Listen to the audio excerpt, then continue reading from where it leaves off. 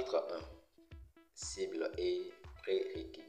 Comme on cible de cette formation, si vous êtes un débutant, intermédiaire ou un expert, sachez que cette formation vous convient. Si vous voulez changer de travail, voilà, vous êtes fatigué de votre ancien job ou bien emploi et puis vous voulez changer, voilà, vous êtes en phase de reconversion, c'est aussi, cela vous convient également. Vous voulez un complément de salaire, c'est-à-dire vous avez déjà votre emploi ou bien votre job que vous gagnez déjà votre argent, mais vous voulez gagner plus en fait. Donc, depuis votre téléphone, ou bien depuis chez vous, ou bien avec les temps libres que vous avez, apprendre ceci en plus pour pouvoir avoir des gains supplémentaires en fait. Vous voulez diversifier vos compétences.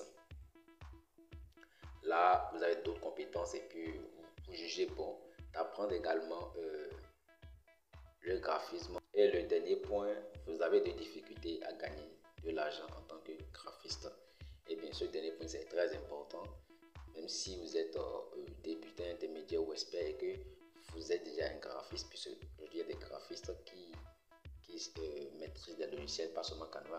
Et par exemple, des logiciels comme Photoshop, les Adobe, les logiciels de Adobe, voilà, etc.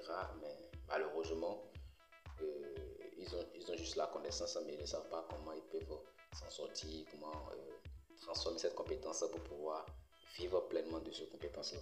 Donc, ce dernier point, c'est très important. Cela vous convient parfaitement. Vous pouvez suivre cette formation et savoir quelles sont les possibilités, quelles sont les méthodes, les stratégies qu'il faut mettre en place pour pouvoir monétiser votre compétence, soit avec votre téléphone ou bien votre ordinateur, une connexion internet en plus, et puis vous travaillez soit depuis chez vous, soit dans une agence, dans une entreprise, etc. Bien entendu. Donc, suivez cette formation attentivement jusqu'à la fin. Tout vous sera dévoilé. Maintenant, nous allons parler des prérequis. Ici, ce qu'il faut avoir pour pouvoir suivre cette formation, on n'a pas besoin d'un diplôme.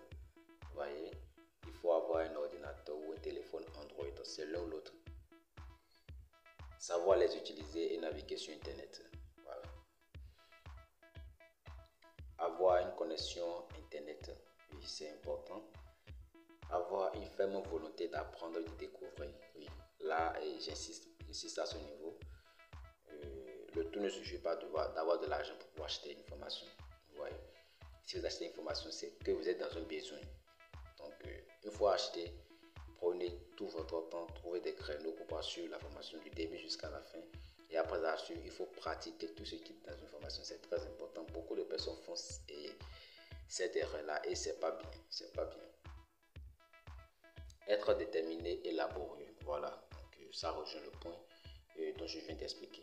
Vous voyez, il faut être vraiment déterminé et très laborieux, c'est-à-dire être travaillant. Il faut avoir une rigueur dans votre travail. Être discipliné, organisé, c'est très important. C'est la fin du chapitre 1, donc on va se voir dans le chapitre suivant. Portez-vous bien.